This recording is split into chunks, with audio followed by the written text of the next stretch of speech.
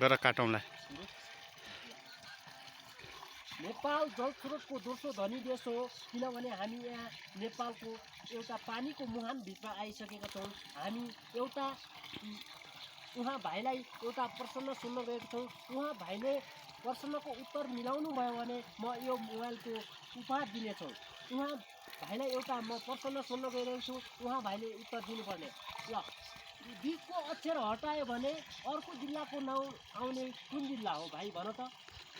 बिचको अक्षर हटाएर अर्को जिल्लाको नाम आउने? हजुर, एउटा जिल्ला अगाडिको जिल्लाको नाम भन्नु पर्दैन? एउटा नाम जुनसुकै बस्तीको पनि? बाजुरा। बाजुरा चाहिँ एउटा अक्षर हराएर अर्को बिचको अक्षर हटायो भने अर्को जिल्लाको नाम हो। अर्को जिल्ला। म यो मोबाइल उपहार दिन्छु तपाईँ। भन्नुहोस् भाइ, यो मोबाइल उपहार दिन्छु। गाह्रो भाइले उहाँले उत्तर मिलाउन सक्नु भएन। मैले यो मोबाइल आफै राख्छु। बिचको अक्षर हटायो भने अर्को जिल्लाको नाम आउने भनेको बारा हो। बाजुराको जु हटायो भने बारा। Thank you.